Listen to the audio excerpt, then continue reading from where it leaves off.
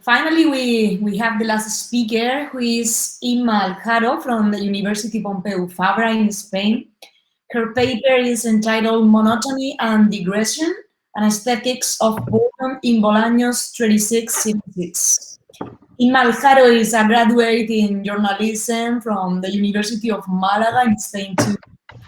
MFA in creative writing in Spanish from the University of Iowa, and MA in literary creation from the Pompeu Frabra University, where she's also a PhD candidate in humanities with a dissertation about the aesthetics of boredom in contemporary narrative.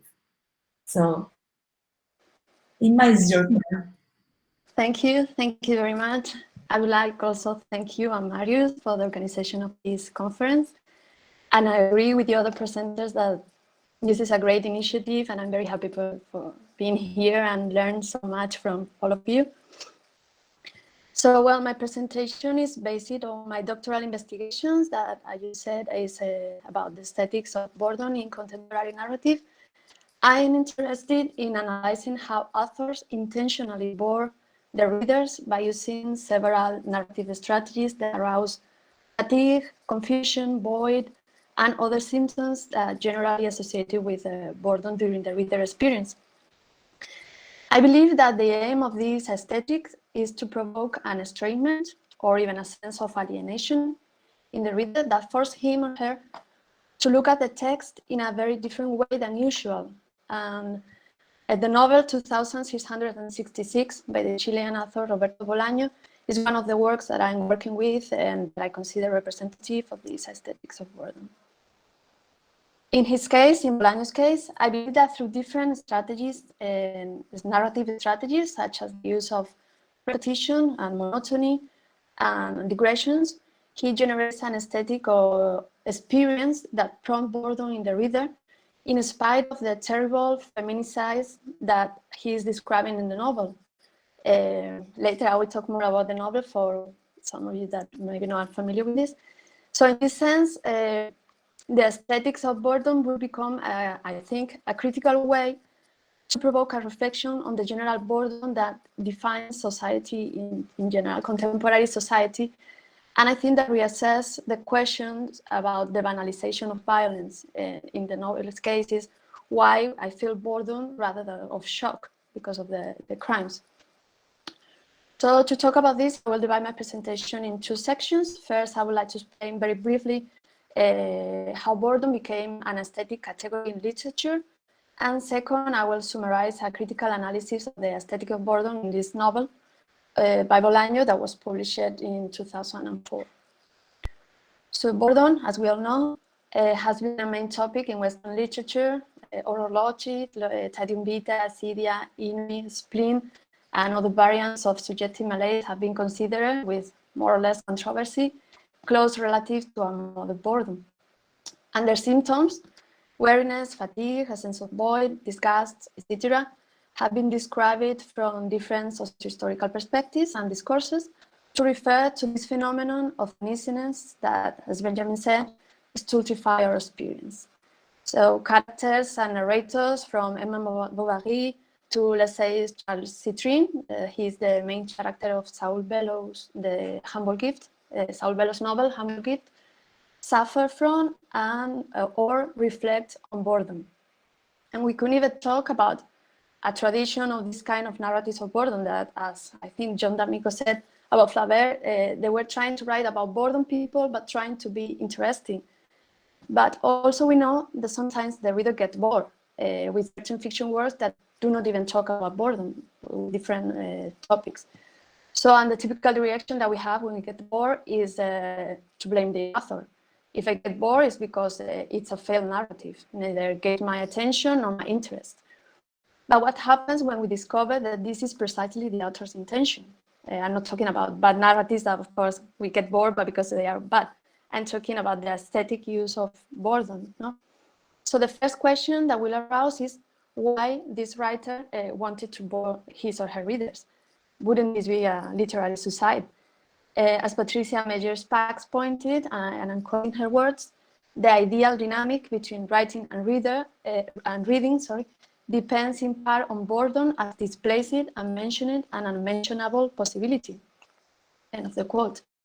Yeah, but we also know, as Liang Gai reminds us in her book Ugly Feelings, that many of the most powerful, innovative, and transformative works in history have been, and I quote her, deliberately tedious. I believe that this willingness to bore the reader began with the collapse of the realist tradition and the revival of narrative techniques at the beginning of the 20th century, or even sooner, because John D'Amico was talking about Flaubert, so probably we could just put this origin sooner. But I think that the avant-garde movements, especially the Dadas, writers such as Proust, Joyce, Woolf, or Gertrude Stein, among others, were very significant in these aesthetics. I think that they decided that reality, as we knew it, was much more than what it was being told. So they started talking about, they incorporate banality to their writing, the banality of the everyday, as Gardiner had analyzed, was something that the creators wanted to emphasize in the words. And writing about routinization and boredom became a way of express the discontent with the past and with what they see as an uncertain present. Also, it is related with the fabric works and the monotony of these fabric works that some of them were trying to represent with their narratives in a critical way. No? Life is too boring, said Joyce, and probably he was right. If we agree with Heidegger that every time is determined by a specific feeling, we could say that since Enlightenment, boredom has become, if not the dominant, one of the dominant ones. But even of boredom, encouraged Joyce, we could make art. And that's what he did. He wrote a masterpiece about what happens when nothing happens. A novel which Nabokov summarized, and I quote some of his words, as a day in the mingled and separate lives of a number of characters walking, riding, sitting, talking, dreaming, drinking, and going through a number of minor and major physiological and philosophical actions during this one day in Dublin. End of the quote. Is that all? Of course not. Ulysses is much more. But many people consider, and I've been told, that this novel was unbearable boring for the same reasons that, for example, André Gide found boring the manuscript of Proust, and Gertrude Stein's brother said that she was stupid because of the way she writes, and the Dubois was described as dull, ascetic, cold, or getting closer to a presentation. There are people who give up the reading of 2666 because the description of the feminicides, and I quote Nishak's, are almost identical and boring. In general, we could agree that we get bored when we feel that there is no stimulus. It seems that nothing happens, or on the other hand, when there are so many stimulations that we feel confused and we lost the sense of meaning. In Petro's work, boredom is a response to both too much or too little, sensory overload or sensory deprivation, anxieties of excess as well as anxiety of loss, end of the quote. Modern writers knew what boredom was, and we could say that they used it to create an aesthetics of boredom to provoke a reaction in the reader or in the audience, as the Dada did. There are many examples from the Dada artists and from the writers, but we don't have time to review them, all of them. But for example, there are poems that repeat the same words more than 20 times or 30 times just to create an effect of semantic alienation. And Gertrude Stein is also famous for her irritating, as she described it, repetitions. So we could say that boredom became a literary artifact. They knew how to use it to kind of read this aesthetic. But still the question, why do they want to bore the readers? To provoke a reaction with that boredom? Why? There are several reasons. There are political reasons, artistic reasons, sociological reasons, philosophical reasons. And we could say that each writer has his or her own reason. But let's move closer to Bolaño. In his essay about boredom in the social media era, Martin Hahn explains how difficult it is for us to find sense in our time where we are constantly bombarded with information. The boring person feels unable to build a logical narrative with all that data, and that makes him or her feel eager to find meaning, or on the contrary, with a tendency to banalize everything. The question here, how do we break that tendency? As Jameson also wondered, and I'm paraphrasing him, how can a bored person become aware of his or her condition of bored person? Not to mention how he or she could patiently deconstruct the complicated machinery through which we have learned to see. this boring reality. I would dare to say that a mirror would help. A mirror where we could see how we've analyzed everything that doesn't affect us. A mirror where we could see our boredom. And I will argue that this is what Bolaño's narrative does in 2666, this novel. He forces us to see the reflex of our boredom, showing us how society is immune and even bored of violence when it gets used to it. The pregraph of the novel, a famous by the Baudelaire best, confirms this terrible assumption, an oasis of horror in the desert of boredom. Bolaño once said that boredom can only become horror. It makes us zombies or tyrants. The bored person wonders, what can I do? What can I do to face my lack of interest? And the answer that pops up is nothing. And it's this nothingness that leaves aimless the purpose of our aspiration for novelty. We turn the pages, we leave the book, we change the channel, we slide our thumbs up, ignoring just to continue scrolling on our phone, and we let ourselves go with the flow, ignoring what is happening and banalizing what is for us repetitive and monotonous as part of our daily lives. Yeah, more of the same we hear in our brain saying. So this novel is divided into 5 sections, one of which is devoted exclusively to a series of crimes that occur systematically in a fictional town in North Mexico, Santa Teresa, which is a copy of Ciudad Juárez. The other stories are also related with these murders, so we can certainly consider this section of the book as the axis around everything pivot. The crimes are not described. We don't know at what point all these women died. We don't know how they were captured or why. All we know, all that the narrator tells us, is the state in which their corpses are found, based on the autopsy data, which is described with a very aseptic language, forensic language, with very few variations from one case to the other. Thus, we were told that the first corpse, the first dead woman, was 13 years old. I'm going to quote a paragraph of the novel. She had been raped anally and vaginally, probably more than once, because both deaths showed tears and abrasions from which it had bled profusely. She had bruises on her chin and left eye, severe bruises on her legs and ribs, end of the quote.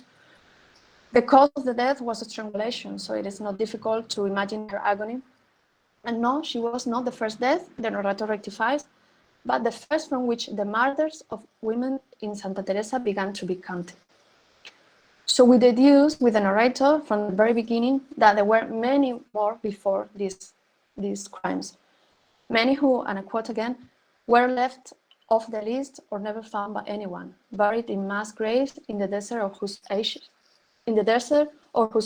were scattered in the middle of the night. End of the quote.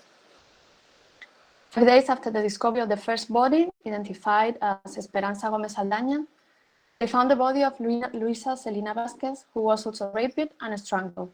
Then the body of a nameless woman, raped and strangled. The body of Isabel Urrea, the body of Isabel Cancino, the body of an unnamed pregnant woman, also raped and strangled. A few days later, found the body of another dead woman, also nameless, also pregnant, also raped, also strangled.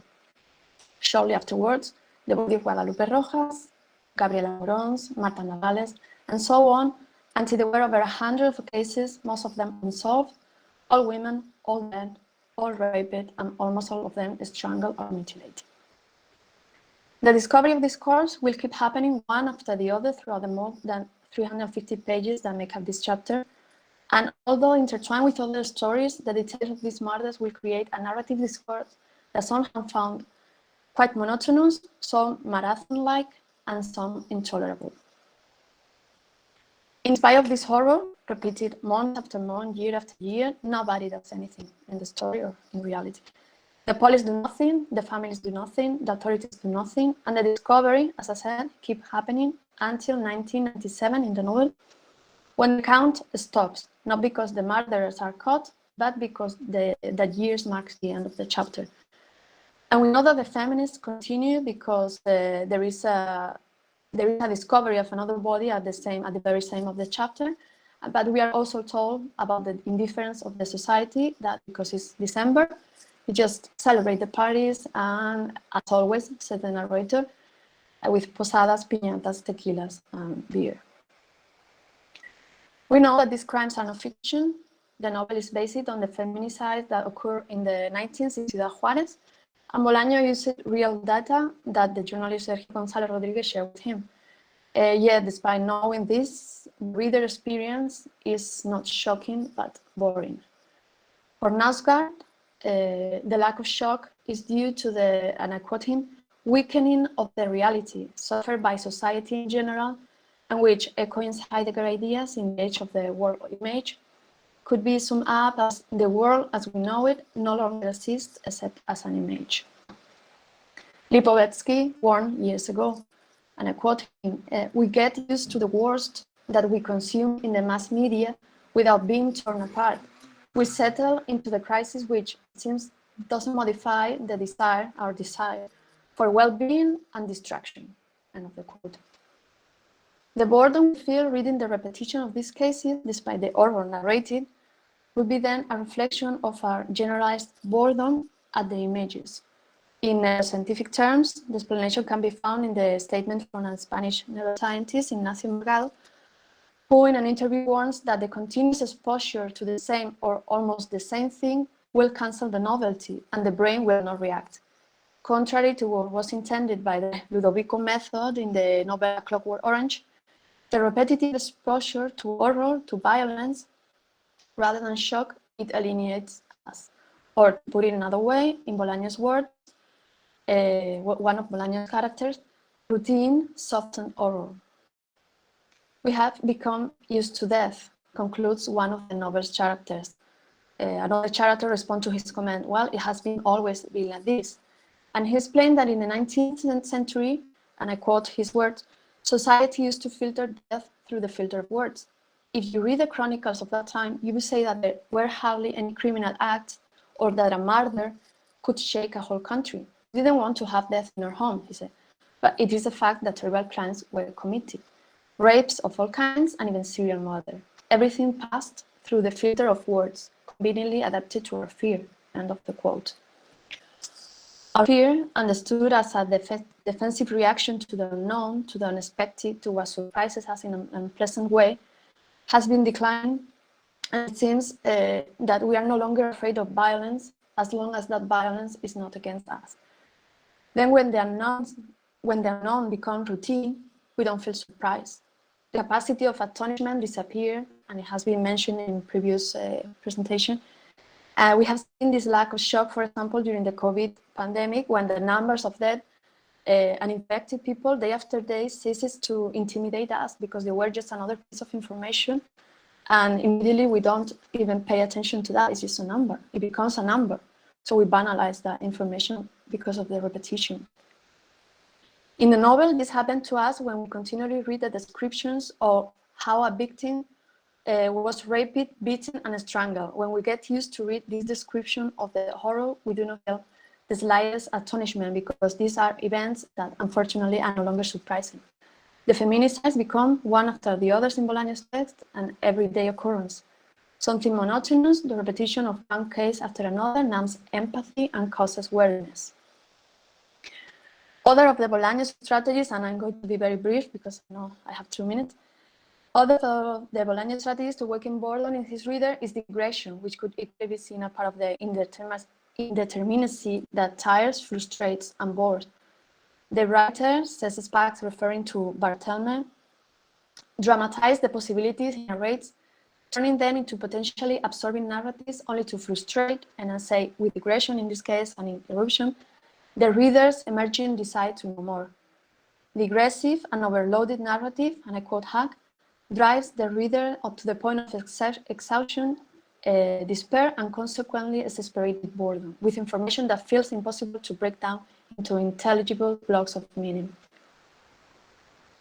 Well, I'm going to be very brief. I'm going to skip some paragraphs. The effect that this digression, this turbulence generates in the reader can also be considered a strategy of the aesthetic of boredom in Bolaño narrative, in the sense that these obstructive informative excesses would generate a sensation of impatience and confusion because the reader doesn't know where the story is driving him toward. And anything that delights the development of the narrative can be interpreted as unnecessary when the reader is looking for an answer. Bolaño knew this effect, and if the character apologized for their digressions,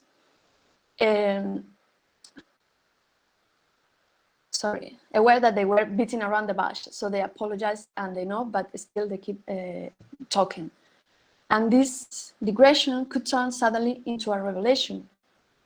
So as, for example, John D'Amico also said, there is no attention without distraction. So there are like moments in the novel where the characters are just speaking about different things, different stories, just without any relation to each other. But then suddenly there comes a revelation that it normally is related with these crimes. No? And I'm finishing now. The last question to summarize the aesthetic experience of boredom, and this is what is related with the first question: why would a writer want to bore a reader? I think it's like what happened if we manage to endure those moments of boredom, as John Cage proposed, for minutes, 16 minutes, 32 minutes, just keep reading, because perhaps we will discover that the repetition and digressions in Bolaño novel are not so boring, but quite the opposite. It is possible the aesthetic experience of boredom becomes revealing, reflective, self-conscious, and we would dare to say that even ethical. And I will stop here. Thank you very much. Thank you. Thank you, Inma. I'm sorry you have some questions before ending this panel.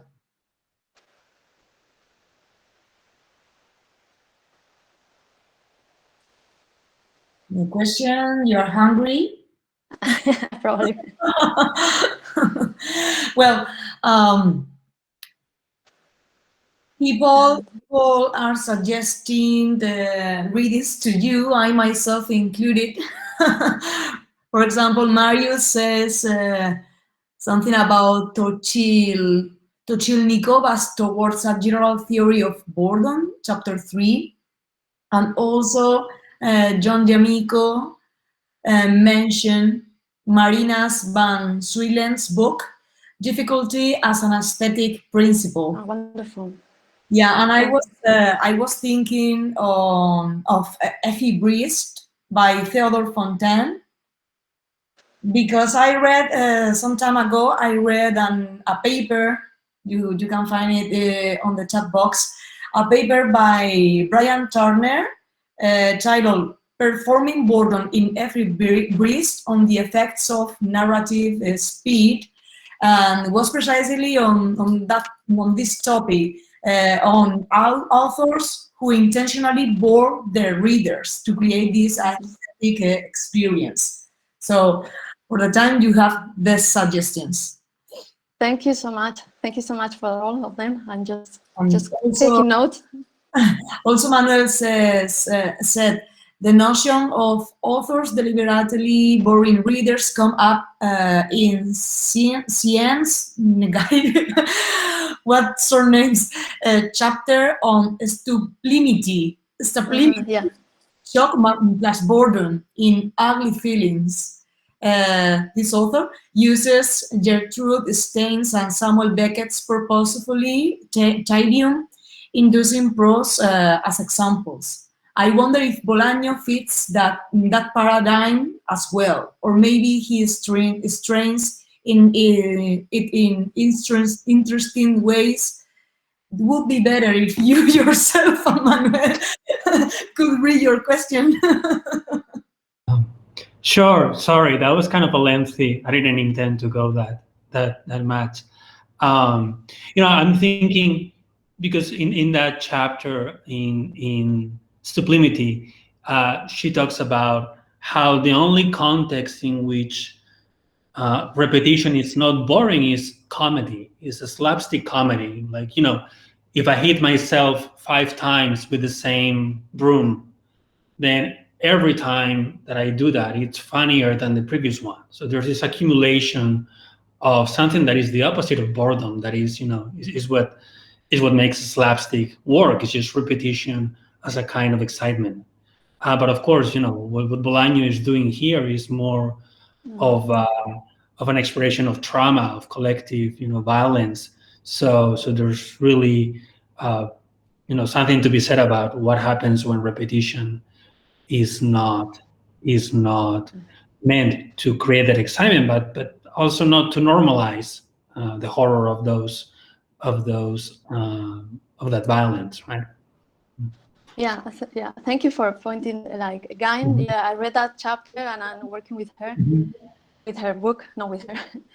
And yeah, I think that you're right. I don't think that Bolaño is looking for that comic purpose of with the repetition. More the opposite. It's something very serious and something like terrible. And I think that it's more like the banalizing, no? The banalizing of the things that they are repeating.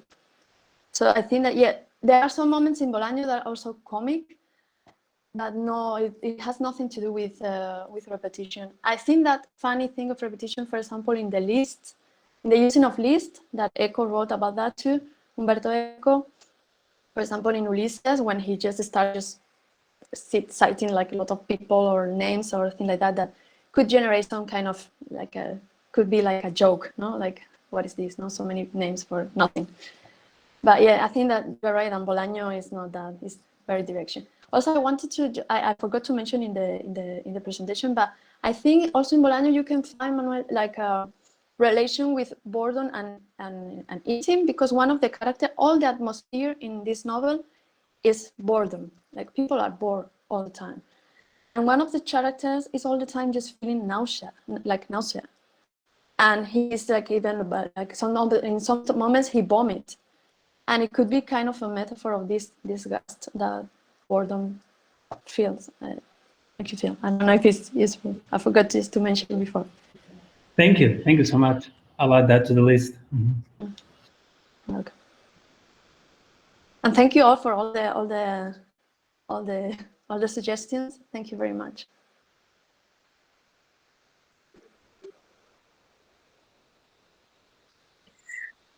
I was saying that I love that text by Bolaño, literatura plus enfermedad igual a enfermedad. Is on boredom too. I'm writing the title in the chat box. So if there is no other question to Inma, it's just time to say thank you, everybody. This was a beautiful but long panel, and we know have the second break, and we will resume at 3 p.m. with the psychology panel 1 and the presentation of our keynote Vignan van Tilburg. Please, Manuel, I hope you can be here for the discussion panel on Saturday to reply to and answer questions of your presentations, because I collected some of them. Okay, I will try to be, I can't guarantee, but I'm going to cut and paste in the chat all the answers to all the questions that were left unanswered. So I'm going to do that now, but I'll try to make it. Okay. So for the rest, see you in less than an hour. Thank you so very much. Bye-bye.